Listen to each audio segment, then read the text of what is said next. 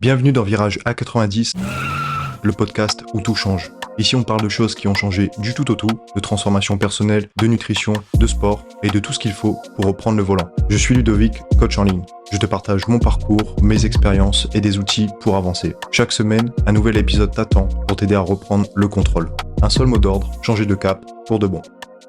Salut et bienvenue à toi dans ce nouvel épisode du podcast Virage A90, épisode numéro 8 aujourd'hui, qui va faire suite justement à l'épisode précédent où on parlait de mon départ, de l'arrivée sur place, de l'ouverture, la découverte d'un nouveau monde, aussi le chaos, une fois sur place, les codes qui sont un petit peu cassés aussi de mon côté, je dois m'adapter à un nouvel environnement. Et donc le sujet du jour, ça va être justement ça, le fait de devoir s'adapter à ce nouvel environnement, à travers les semaines et les mois au final que j'ai passé ici. Et donc, je vais pouvoir t'expliquer un petit peu comment ça s'est passé, cette période d'adaptation pour moi. Il y a peut-être un petit peu de bruit, autour, j'espère que ça affectera pas, ton écoute. Dans tous les cas, ça reste un test aussi, de mon côté, en fonction de l'environnement dans lequel je me trouve et c'est histoire de tester mon micro et au fur et à mesure, forcément, on va essayer d'améliorer la qualité, d'enregistrement, et de ton écoute par la suite. Donc, pour le sujet du jour, comme je t'avais dit, s'adapter à un nouvel environnement. Forcément, du départ, quand je suis parti à l'arrivée, je me posais cette question: «Mais qu'est-ce que tu fais? Qu'est-ce que tu es en train de faire là, actuellement? C'est un peu fou ce que tu fais». Et cette question, je me la suis posée, quand même pendant 7 à 10 jours suite à mon arrivée parce que, ben, tu es dans un nouvel environnement, tu continues à t'adapter, tu es pas chez toi, tout est vraiment différent et donc je me suis posé cette question pendant 7 à 10 jours et par la suite, cette, question, elle s'est effacée aussi, au fil du temps parce que j'ai commencé, à m'adapter derrière à l'environnement. Donc voilà, donc il m'a fallu quand même une transition de 7 10 jours par rapport à ça. Moi, ce qui m'avait vraiment fait du bien, même en arrivant, même en me posant cette question-là, c'est, cette sensation de nouveauté, cette sensation de pouvoir goûter un air frais, un bol d'air frais, un air nouveau, en fait, que j'avais jamais respiré et pouvoir respirer ça, pouvoir, hem, goûter à ça, d'un coup, en un claquement de doigts parce que, bah, tu prends l'avion, tu arrives sur place, tu as un nouvel environnement. Ça a fait du bien, ce brin d'air frais, cette sensation de nouveau, de renouveau. C'était vraiment l'occasion pour moi aussi de une opportunité aussi d'avoir un regard neuf, que ce soit sur, le monde qui m'entourait, mais aussi sur moi-même. C'était l'occasion de découvrir un nouveau monde, une nouvelle culture, d'autres personnes, une nouvelle langue, niveau nourriture, niveau coutume, niveau code. L'occasion de découvrir plein de choses, mais aussi me découvrir ou me redécouvrir moi-même. Ça, c'était, c'était pour ça que j'étais venu aussi au final, hein. Hem, Tout mettre à plat, être dans un nouvel environnement, neutre, où personne ne me connaît, heu et avoir la possibilité de me réinventer, heu, parce que je pense pas que tu puisses te réinventer, totalement, dans le sens où, les années, que tu as vécues, en amont, les expériences que tu as eues, ont forgé aussi ton identité, la façon, dont tu te comportes, dont tu interprètes et tu vois le monde et c'est une bonne chose de garder, certaines choses comme ça, de ton passé, qui ont forgé ta vision. Mais à la fois, pouvoir être ici, c'était l'occasion aussi de changer, prendre du recul sur cette vision, analyser aussi en fait tout ce qui a été ancré en moi-même, depuis mon enfance, hein. Tu sais, que ce soit par rapport à tes parents, ta famille, tes amis, l'école, tous les cercles que tu vas, hem, côtoyer, tout ça, ça aura une influence sur toi. Des étiquettes seront posées sur toi. Toi, tu es comme ça, mais tu es pas fait pour ça. Tu vois un petit peu, le délire, tout le monde a connu ça, hein. Donc, c'était l'occasion justement de tout mettre à plat. Là, je suis pas dans telle case ou telle case. Je suis pas dans les environnements que j'ai côtoyés auparavant avec tel ou tel code. Non, là, tout est nouveau, neutre et c'est l'occasion de voir un petit peu ce qui a été ancré en moi-même et faire le tri parmi tout ça, voir ce que je garde, ce qui est bien, ce qui est positif, mais aussi ce qui est peut-être à laisser de côté parce que ça me convient plus aujourd'hui ou en fait, ça me ça m'allait pas en fait, tout simplement, hein, depuis, avant, hein, c'était quelque chose qui me freinait, ça me bridait. Donc, c'était l'occasion de tout mettre à plat dans cet environnement neutre et nouveau. Hem, du coup, ça te permet aussi, quand tu es dans un endroit comme ça, où tu as pas d'influence, directe, hein, parce que tu as quand même des influences, hein, c'est sûr qu'en rencontrant du monde et voilà, tu as des personnes qui vont influer, qui vont avoir une influence sur toi. Ton environnement va avoir une influence sur toi, ça c'est sûr. Mais, en tout cas, heu, au niveau des ancrages passés, des croyances, qui étaient, en moi-même, qui étaient intégrées en moi-même, je pouvais prendre du recul par rapport à ça. Ça faisait vraiment du bien, mais aussi, hem, la possibilité de pouvoir renouer avec, mon mode de vie insulaire. Comme tu le sais, hem, bah, de base, quand tu viens d'une île, comme moi à La Réunion, le mode de vie, c'est donc moi j'étais en savate, en tongs, tous les jours, torse nu, donc au soleil, voilà, tu connais, en short. Ça, c'était, ma zone de confort. Ça faisait partie de mon mode de vie, de mon bien-être, et pouvoir renouer avec ça, juste le fait de, voilà, pouvoir, être en savate, en tongs tous les jours. Torse nu, comme ça, pouvoir profiter du soleil, ça a amélioré vraiment, considérablement mon bien-être d'un coup. Heu, je pense que c'est quelque chose qui m'avait vraiment manqué et avoir été privé de ça pendant un certain temps, je pense que dans tous les cas, c'était une bonne chose parce qu'aujourd'hui, j'apprécie encore plus, heu, hem, ce mode de vie-là et peut-être que si j'avais pas été privé de ça, pour moi, ça aurait été la normalité. Pour moi, ça aurait été, ouais, voilà, ouais, bah, en fait, c'est normal de vivre comme ça et rien d'exceptionnel. Mais je me rends compte aujourd'hui que, ouais, être privé de ça, c'est des choses toutes simples, hein, mais quand tu poses le doigt dessus, tu te rends compte de la chance que tu avais avant. Donc voilà, petite parenthèse par rapport à ça. Je voulais savoir si de ton côté, est-ce que tu as déjà pu ressentir ce vent de fraîcheur hem, dans ta vie?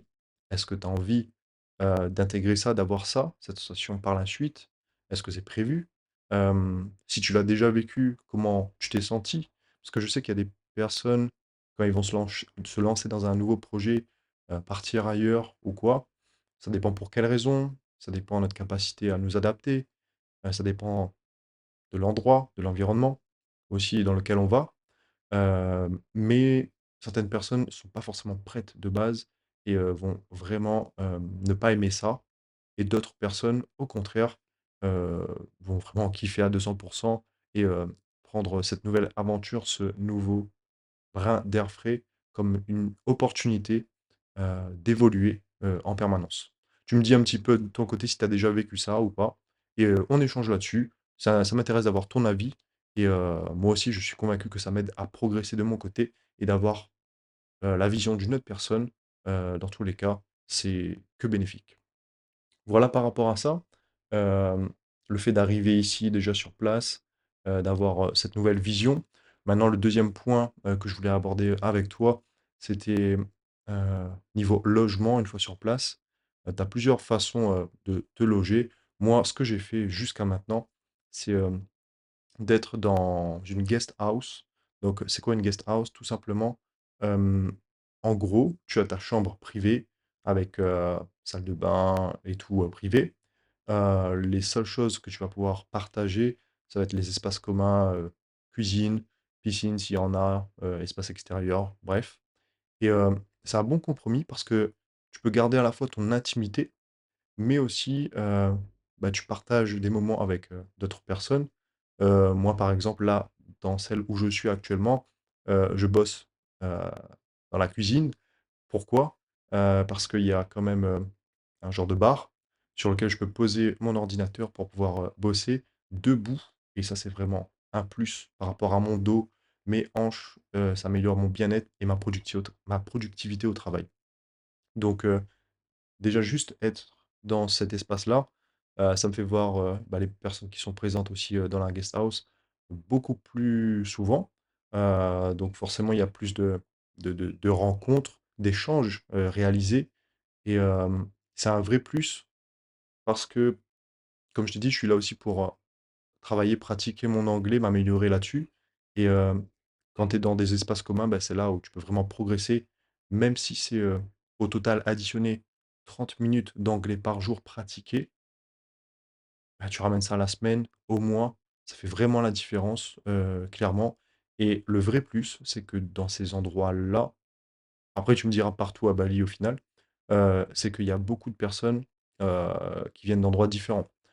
Donc moi, pour les guest house que j'ai fait, heu, il y a eu des Anglais, des Allemands, des Sud-Coréens, des Australiens, heu, des locaux aussi ou des personnes qui viennent des autres îles d'Indonésie. Il y a vraiment des gens de partout, en fait et le fait de pouvoir, heu, échanger avec ces personnes qui viennent de un peu partout, hem, déjà, c'est un vrai plus pour améliorer ton anglais dans le sens où tu es confronté à des accents vraiment différents tous les jours et un mot prononcé, de 6, 7 façons différentes avec un accent différent, ça travaille vraiment ton oreille, ta compréhension, orale aussi et je pense que c'est un vrai plus pour progresser et en même temps, vu que tu as des gens qui viennent de partout, hem et que chacun apporte un peu sa patte, si on peut dire, heu, en s'exprimant en anglais, avec des accents différents, des tournures différentes, heu et aussi le fait que, bah, c'est pas la langue maternelle de tout le monde et que c'est pas non plus la langue parlée, bah, dans le pays. Je pense que ça crée une forme de tolérance, vis-à-vis de cette langue-là, heu et c'est beaucoup plus simple pour apprendre parce que tout le monde est un peu dans le même bateau, tout le monde ne parle pas forcément, anglais, hem, de manière fluide. Et donc ouais, ça crée vraiment une tolérance. Chacun prend le temps de se poser, de se dire: «Ah OK, je vois ce que tu veux dire, en utilisant cette tournure-là ou ce mot-là», où la personne répète plusieurs fois, où tu as le temps de faire tes recherches en même temps, de regarder, de dire: «Ah OK, c'est ça que tu voulais dire». Donc ça crée une forme de tolérance, le fait d'être dans un endroit où, tu as des gens qui viennent de n'importe où et que ce soit pas aussi la langue maternelle, de tout le monde et que tu es dans un pays justement où c'est pas la langue, officielle. Voilà. Ça, c'est un vrai plus, de venir dans ce genre de logement par rapport à ça. Même si tu peux très bien aussi être dans des hostels, hem, pour, bah, tout simplement être, au contact de plus de personnes aussi. Ça fait l'affaire, même si tu as un peu moins d'intimité. Je pense que ça dépend aussi de pourquoi tu viens, combien de temps tu viens, tes standards. Heu, Ça dépend en fonction de chacun. Mais je pense que ça peut convenir un peu à tout le monde, ce genre, de logement-là. Moi, c'est vrai que en faisant mes recherches, quand je suis arrivé, j'avais déjà pris une première semaine dans une guest house et j'avais pris une deuxième semaine aussi, derrière, de suite dans une autre guest house. Donc, sur Canggu, donc, pour te donner une idée, en gros, Canggu, c'est l'une des villes, l'une des régions, les plus peuplées de Bali, avec Uluwatu et Ubud.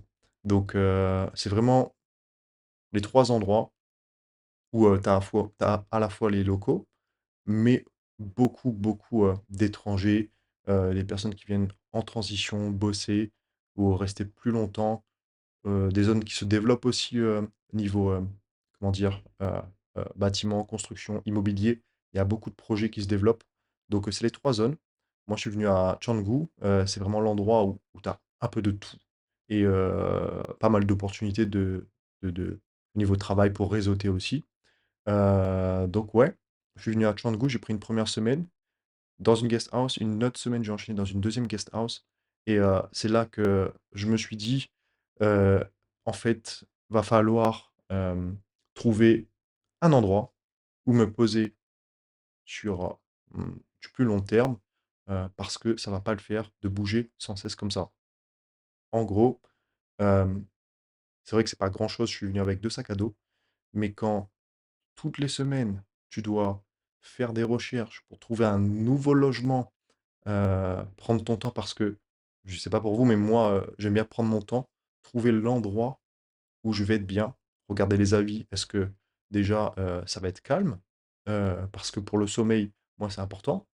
Heu, Ensuite, niveau connexion internet, donc Wi-Fi, est-ce que c'est performant ou pas? Parce que j'en ai besoin, moi, pour pouvoir bosser. Ensuite, à quelle distance c'est de la salle de sport où je vais m'inscrire aussi, où je vais m'entraîner. Il y a ça qui joue et après forcément le côté prix, rapport qualité-prix. Donc il y a plein de paramètres à prendre en compte et moi, au final, je peux prendre sans exagérer, je peux prendre une demi-journée facile pour, faire mes recherches, pour trouver l'endroit où je vais me poser. Ça a été le cas parce que après avoir fait les recherches comme ça pour les 2 premières guest house et voir, l'énergie, le temps que ça me demande de chercher, mais aussi de faire mes affaires, préparer mes sacs et tout mettre, bien trier, et bah, faire les trajets, revenir, porter les affaires, que j'avais aussi achetées, accumulées dans un endroit vers l'autre endroit, faire les allers-retours. Au final, tu perds du temps, ça casse ta routine, ton énergie. Tu dois t'adapter à un nouvel environnement à chaque fois. C'est bien, hein, c'est sympa, c'est cool de tester une fois comme ça, mais je pense que pas tout le monde, hem, a la capacité aussi, pouvoir bouger, régulièrement comme ça, d'un endroit à un autre. Certains, pour vous peut-être, c'est simple, c'est facile. Pour moi, j'ai besoin quand même d'une certaine, stabilité, d'une base où, me trouver pour créer ma routine, mettre mes outils en place et pouvoir, bah, tout simplement, me sentir à l'aise. Voilà. Donc c'est pour ça que je me suis excentré un petit peu. Donc là, je suis, on va dire, pour faire simple, je suis dans les environs de Canggu, à plus ou moins 10 minutes de Canggu et c'est un endroit beaucoup plus calme, donc ça fait vraiment du bien pour dormir. Heu, Ensuite, c'est sûr, ça rentre en compte, c'est moins cher. Les espaces communs, c'est vraiment top. J'ai de quoi pouvoir cuisiner, il y a tout le matos, il y a tout ce qu'il faut. C'est neuf, c'est récent, ça a ouvert en janvier là, 2025. Donc tous les équipements sont vraiment nouveaux, pas dégradés. Le propriétaire, il est super sympa. Il passe, parler avec toi tous les jours, il est là en train de, s'occuper de l'endroit. Il peut nettoyer du coup, ta chambre, 2 fois par semaine. Quelquefois, il te donne des petits fruits, des petits tips, des astuces, des endroits où tu peux manger ou pas par rapport au niveau de digestion aussi, tu sais, hein. On n'a pas tous, l'estomac solide, particulièrement les gens qui viennent d'arriver ici comme moi, comparé aux locaux, mon estomac, il est bien moins solide que le leur. Donc c'est vraiment un endroit top et le fait de pouvoir bosser debout, encore une fois, ça fait vraiment la différence sur ma productivité. Je me sens à l'aise ici, je me sens comme chez moi, même si je suis pas chez moi. Mais, j'ai pu, poser un petit peu, enfin mes affaires et créer ma routine et ça fait du bien. Donc voilà, hem, mis à part le logement, il y a quelque chose que j'avais testé aussi ici, que j'avais jamais essayé avant, c'est, m'inscrire prendre un abonnement dans un coworking. C'est la première fois que j'ai essayé ici. Au total, j'ai pris, 1 mois et demi et vraiment surpris, de la bonne façon, de la bonne manière. Heu, Après, je me doutais aussi que quand tu investis dans un service comme ça, hem, bah, tu récoltes en général que du positif. Je pense pas que, heu, ce soit vraiment, négatif sur ta productivité et autres, mais, bien surpris dans le sens où, la qualité vraiment, du service derrière, tu arrives, heu tu laisses ta moto, ils vont la garer pour toi. Tu as un restaurant sur place, ouvert de 9 heures à 21 heures comme ça, avec un espace commun pour ceux qui ont pas d'abonnement et qui veulent bosser quand même, dans le café. Heu, Tu as cet espace-là déjà. Tu as encore 3 autres espaces un peu en mode open space. Ceux qui veulent, il y a même une piscine pour, se baigner. Tu as aussi des salles de réunion, si tu veux bosser en groupe. Et tu as aussi des salles individuelles. Il y en a au moins une douzaine, je crois, des salles toutes petites où, tu peux réserver ton créneau pour toi, pour 1 heure comme ça, par exemple et tu as la clim, tu as de quoi brancher tes trucs, tu peux tout fermer à clé. Si tu as des réunions, des visios, en faire en one to one, c'est ce que j'ai fait par rapport à mes coachés aussi, derrière et c'était un vrai plus de pouvoir bloquer un créneau comme ça, spécialement dédié à mes coachés, même si, ça fonctionne très bien aussi, quand je le fais, depuis ici, hein. Mais, ça faisait vraiment la différence. Je sentais que j'étais vraiment focus aussi, hem, dans le créneau créé, pour mes coachés. Donc, voilà. Quoi dire d'autre? Tu avais un balcon aussi, si tu voulais prendre un peu le soleil, manger à l'extérieur, voilà. Hem, Après une connexion Wi-Fi, performante, ça va de soi, mais c'est ouvert aussi 24 heures sur 24, ce coworking que j'ai testé là. Donc, tu as des personnes qui restent là jusqu'à 3 heures, 4 heures du mat. Une fois, j'ai testé, je suis venu à 6 heures du matin. On était 2 dans le coworking, qui est quand même assez grand. On était 2 et ouais, c'était vraiment désert, ça faisait, un peu bizarre, mais pour te dire que c'est ouvert 24 heures sur 24, pour la prestation, c'est vraiment top. Tu peux très bien venir être à fond focus sérieux. Et tu peux très bien venir aussi, dans cette optique, de rencontrer du monde. Parce que dans les espaces communs, un peu moins open space, et ben, tu peux vraiment, réellement échanger. Les gens, ils sont ouverts, et pour networker, te faire ton réseau aussi, apprendre des choses d'autres personnes, avoir des tips, donner des tips aussi, ça fait vraiment la différence. Et même le coworking, il crée des événements pour pouvoir, créer, des connexions entre les personnes, que ce soit des événements, coffee break, donc juste, un petit temps donné sur 1 heure et demie comme ça, avec une présentation pour les nouveaux arrivants dans le coworking, une présentation pour, présenter le coworking, ceux qui viennent d'arriver à Bali, les astuces, les tips et pouvoir échanger entre nous.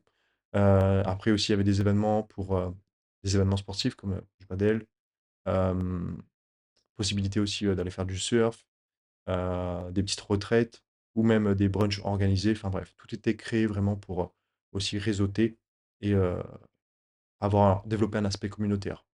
Ça fait la différence pour l'anglais, encore une fois, pour les opportunités professionnelles. Moi, c'était là, que j'ai aussi rencontré, quelqu'un, heu, qui m'a présenté, son application, son projet.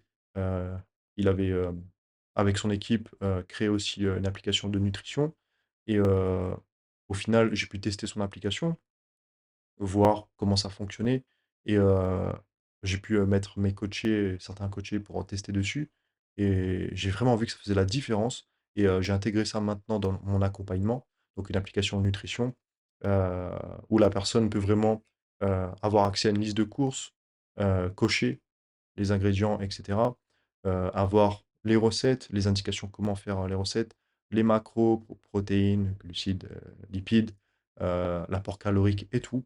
Donc, tout est vraiment, ergonomique, fluide et ça, OK, j'aurais pu avoir accès à ça en faisant des recherches sur internet, c'est vrai. Mais, le fait d'être sur place, d'être mis en confiance, qu'on me montre aussi, hem, le support, l'application, ça a été une opportunité et le fait de pouvoir tester aussi derrière, d'avoir 1 mois pour pouvoir tester et bah, ça fait la différence, clairement. Donc, il y avait ce côté coworking là, un bon investissement pour me développer sur tout, hein, au final, que ce soit le réseau, l'anglais, les opportunités, le développement aussi, voilà, des relations avec d'autres personnes. Hem, Après tu peux aussi très bien tester, les cafés, hein. Je pense que ça fait vraiment l'affaire. Moi, j'étais dans quelques cafés. Heu, Après il y a quand même un peu moins cet aspect communautaire, ça dépend peut-être le café. Sinon, niveau sport, donc partie qui nous intéresse aussi, hein, c'est un sujet, heu, forcément que j'aborde. Hem, Ici à Canggu, je pense que c'est l'endroit où tu as le plus de salles de sport. Heu, Toutes les 5 minutes, tu peux trouver une salle, sans exagérer. Heu, je pense qu'il y en a, ouais, il y en a plus de 20 facile, dans cet endroit-là. Après, c'est vrai que niveau tarif, si tu compares avec, la France, c'est bien, bien plus élevé, bien plus cher. En France, en général, tu as 2 grandes chaînes connues, hein, donc Basic Fit, Fitness Park, tu en as d'autres encore, hein. Mais en moyenne, on va dire que tu peux payer, heu, quelquefois des abonnements pour, 10 € par mois, 15-20 €, 30-40. Après, ça va pas au-delà, ou ça va être vraiment des salles,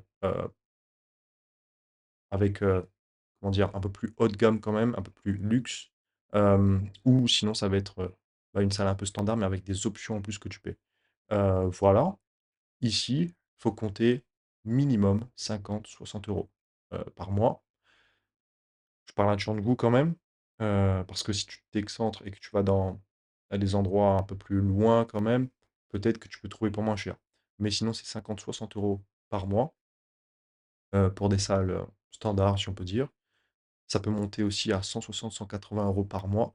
Bon là, par contre, tu as tout, hein, niveau service, sauna, jacuzzi, hammam. Tu as même des espaces de coworking quelquefois, piscine et autres, événements, des cours compris dedans aussi. Des cours, je sais pas moi, ça peut être, de calisthénie aussi, ça peut être, des cours, CrossFit, Hyrox, yoga, pilates, respiration, un peu de tout en fait. Tout compris. Après, en général, je pense que si tu veux quelque chose de correct, heu, pour 80-90 € par mois, tu peux trouver quelque chose de très, très bien. Moi, la salle dans laquelle je suis actuellement, j'avais pris un abonnement de 3 mois parce que c'était une offre. La salle venait d'ouvrir, il y a pas hyper longtemps. C'était une offre pour les nouveaux inscrits et au final, j'ai payé tout d'un coup sur 3 mois et ça revenait, à 85 € par mois au total. Donc, on est sur du milieu de gamme, si on peut dire, milieu, heu, voire moyenne basse un peu, mais pour une prestation qui vaut du 150-160 € par mois. Ils sont en train de créer les nouveaux espaces recovery. Quand je suis arrivé, l'espace recovery, ça a été ouvert peut-être, 1 semaine après. Ils sont en train de construire un terrain de padel. Ils viennent de finir le coffee shop. Il y aura encore 2 autres restaurants, une piscine, enfin bref. C'est pour ça que c'était un peu moins cher parce que les choses sont un peu en construction. Mais compte entre 50 €, 180 € par mois en fonction de ce que tu veux et de tes besoins. Après, astuce, peut-être que tu connais ou pas, tu peux utiliser ClassPass. Donc c'est une application, hem, tu peux pendant 2 semaines, il me semble, tu sur ton compte, en créant ton compte, on te donne des crédits et avec cette quantité de crédits-là, je sais plus c'est combien au total, hein, heu tu peux tester, des salles. Heu, Toutes les salles sont répertoriées dessus. Toutes les salles de Canggu, la plupart, on va dire 80 des salles sont dessus. Même la salle dans laquelle je suis actuellement, j'ai pu, la tester et en gros, certaines salles pour pouvoir tester, vont te demander, par exemple, si tu as 30 crédits sur ClassPass, tu as une salle peut-être qui est un peu moins bien pour pouvoir tester pendant 1 heure et demie ou 2 heures, ça va te coûter 3 crédits et d'autres salles vont pouvoir te coûter, 8 crédits, enfin voilà. C'est à toi de gérer, pour pouvoir tester, mais je pense que tu peux tester facilement 4 à 5 salles différentes pour te faire un 1er avis, voire commencer aussi à aller sur place, échanger avec les gens, ceux qui ont un abonnement et voir, bah, ce qu'ils trouvent que la salle elle est bien ou pas. Donc voilà, c'est vraiment quelque chose à mettre en place, hein, heu, pour pouvoir faire des économies, et tester et voir si ça vaut le coup. Donc voilà, c'est gratuit, hein, pour 2 semaines, ça vaut le coup, je pense. Après aussi, c'est vrai que moi, je fonctionne comme ça. Je te parlais de la guest house avant et je fais le lien là avec la salle de sport. Quand je m'installe aussi dans un nouvel endroit, je fais attention, heu, je cherche en premier temps la salle de sport dans laquelle je vais pouvoir m'entraîner, et une fois que je l'ai trouvée, c'est là aussi que je fais la recherche au niveau, bah, du logement autour, où est-ce que je vais me placer. Parce que, ici, en tout cas, niveau trafic à certaines, heures, c'est vraiment le bordel. Heu, on va dire que pour un trajet qui peut te prendre de base 6-7 minutes, ça va monter à ça peut monter à presque 20 minutes, ça dépend où est-ce que tu vas, par où est-ce que tu passes et surtout, bah, tu as beaucoup de trafic et de pollution et ça joue, enfin, quand tu respires autant de gaz d'échappement, ouais et ben, tu as l'impression que tu vas t'entraîner, mais avant, tu respires pas d'air frais, tu es un peu nerveux aussi sur la route parce que ça demande un peu d'énergie, de slalomer, enfin, il y a pas mal de bruit et tout, donc je pense que regarder un endroit, que ce soit par rapport à la salle de sport, parce que moi, c'est vraiment l'endroit principal où, je me rends en dehors, de où est-ce que je dors. Euh, Après, si tu as d'autres centres d'intérêt, que ce soit un café où tu vas bosser, un coworking aussi, essaie de te placer vraiment plus ou moins à, je pense, en dessous de 10 minutes de tous ces endroits-là pour éviter de perdre du temps et de l'énergie sur la route. Ça fait la différence. Voilà, petit tips par rapport à ça. Sinon, par rapport à l'ouverture sociale, donc arrivé ici à Bali, euh, par rapport à tout ce que j'ai pu tester, donc les salles, coworking, café, sortir à tel ou tel endroit, euh, et même de base, mon ressenti à moi, c'est vrai que j'ai toujours eu cette impression d'être un peu fermé, de pas pouvoir m'ouvrir, parler et avec des gens facilement.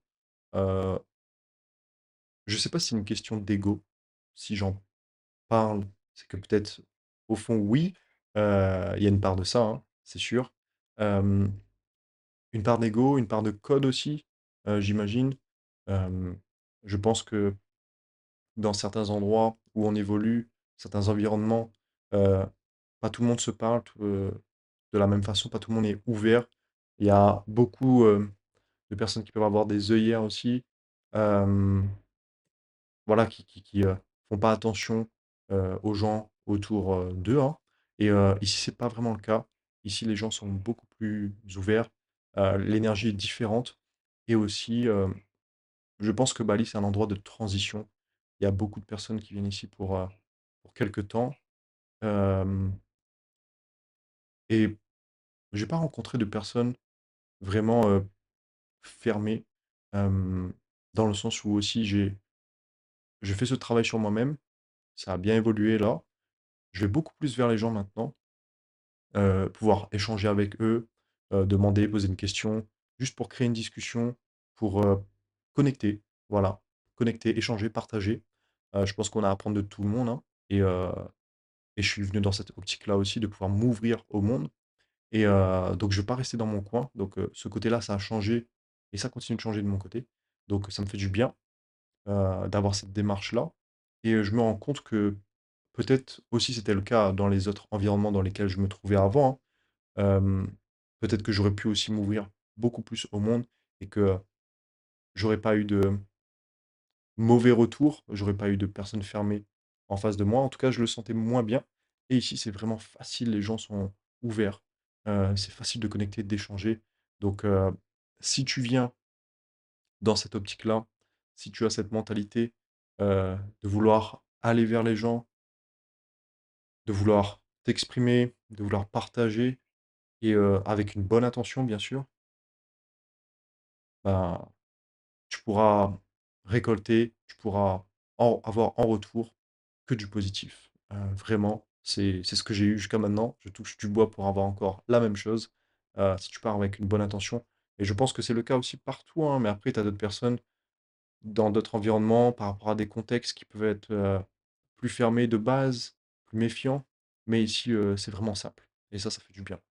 Donc, pour l'ouverture sociale, d'ailleurs, si tu as des questions par rapport un petit peu à tout ce que j'ai dit jusqu'à maintenant sur le côté logement, salle de sport, ouverture sociale, euh, se connecter, même restaurant et autres, peu importe les endroits où avoir des activités, faire des activités, bah, t'hésites pas à m'envoyer un message, hein, si tu as des questions par rapport à ça, si je peux te conseiller que tu viennes ici en vacances euh, sur du moyen terme ou un peu plus long terme et que tu sais pas trop comment ça fonctionne, que tu aimerais avoir euh, le retour d'une personne sur place.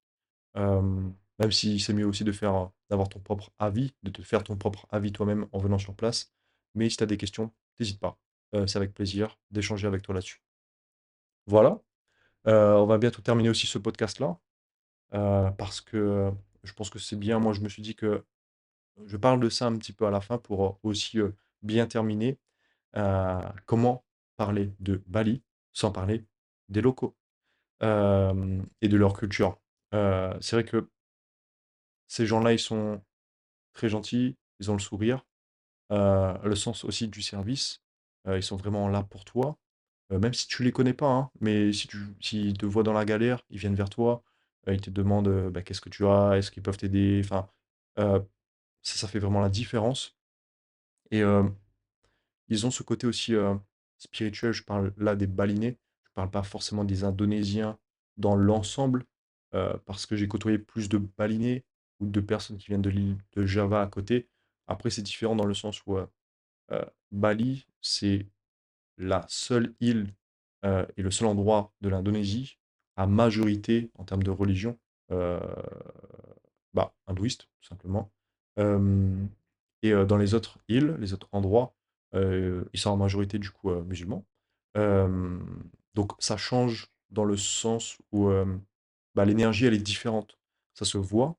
Là je suis pas, attention, hein, parenthèse, hein, j'entre pas dans un débat de religion, de qui est mieux, de qui est moins bien. Non, je te parle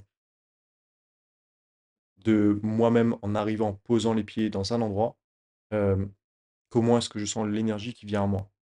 Hem et je pense, tu me diras si oui ou non, de ton côté, si tu as déjà pu voyager dans X endroit ou Y endroit, est-ce que le fait, d'arriver dans un endroit comme ça avec, une influence, que ce soit politique, religieuse ou autre, est-ce que tu sens que l'énergie qui vient à toi est différente? Moi, c'était le cas et donc ici, ils sont en majorité, hindouistes, mais c'est pas, spécialement la même forme de pratique que les personnes qui viennent d'Inde.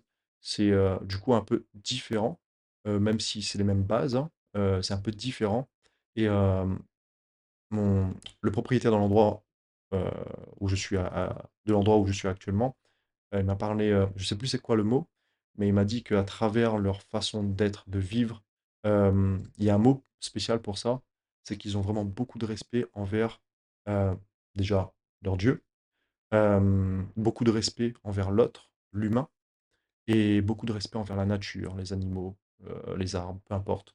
Beaucoup de respect par rapport à ça. C'est pour ça aussi qu'ils construisent leur maison, dans le respect de ces, 3 piliers-là. Et qu'ils ont beaucoup de végétation chez eux, qu'ils ont tous au moins un temple chez eux, mais j'ai appris qu'il y en a 2, hem, heu, qu'apparemment il en faut un, au nord et un, à l'est, enfin bref, du de la parcelle où ils se trouvent. D'ailleurs, c'est pour ça aussi que, je ne sais pas si je l'ai dit dans un épisode précédent, c'est pour ça que le deuxième nom de Bali, c'est l'île des dieux, heu, parce que, c'est l'endroit dans le monde, hem dans, si on peut dire, ouais, dans un espace donné avec lequel il y a le plus de temples et ça, je le vois partout, il y a des temples de partout, heu et je pense que ça joue aussi sur l'énergie derrière et le fait aussi que, comme il m'a dit, ils vivent dans le respect de 3 piliers, les dieux, l'autre, la nature. Ils croient beaucoup au karma, donc par rapport à ça, justement, c'est pour ça qu'ils vont pas faire de tort, heu, à l'autre, parce qu'ils ont le respect de l'autre et le faire du tort à l'autre, c'est se faire du tort à soi-même. De même par rapport au Dieu, de même par rapport à la nature. Ils croient beaucoup au karma. D'ailleurs, ici, il y a pas de problème de sécurité. Ça fait vraiment la différence, niveau, bien-être, mental. Hem, pour te dire, là, ça fait 3 mois à peu près, que je suis ici et peut-être un petit peu plus.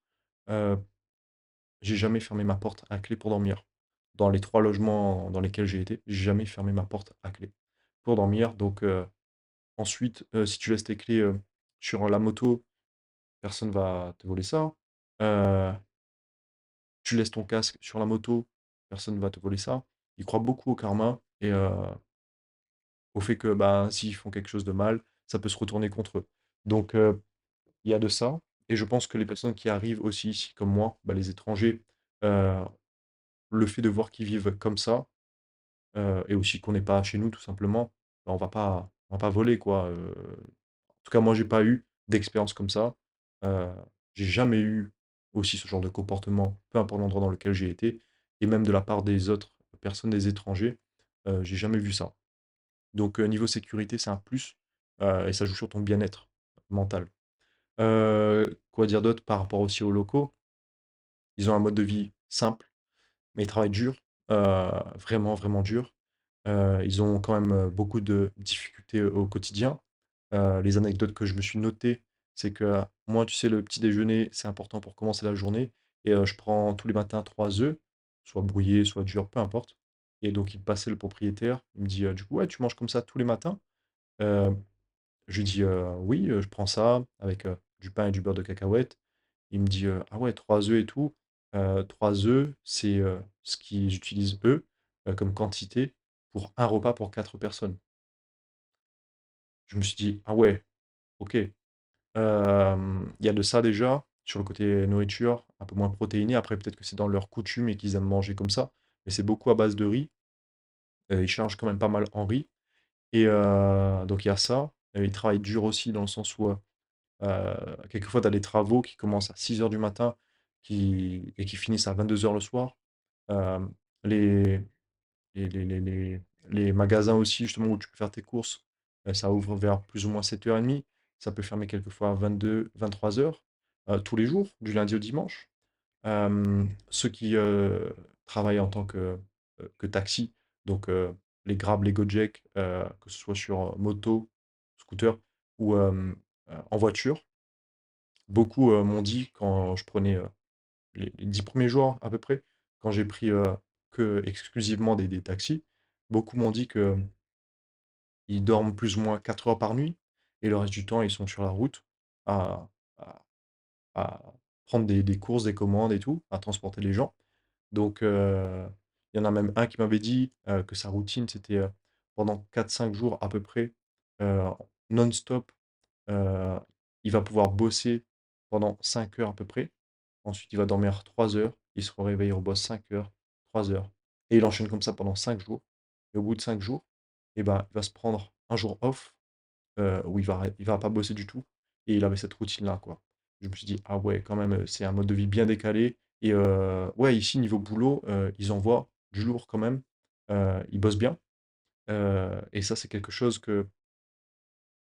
m'a impacté aussi positivement, de me dire, ah ouais, ils sont endurants, ils font les choses, peut-être parce qu'ils n'ont pas le choix aussi, hein, mais bah, moi aussi, je peux très bien envoyer un peu plus niveau énergie, niveau temps donné sur mon boulot, sur mon business.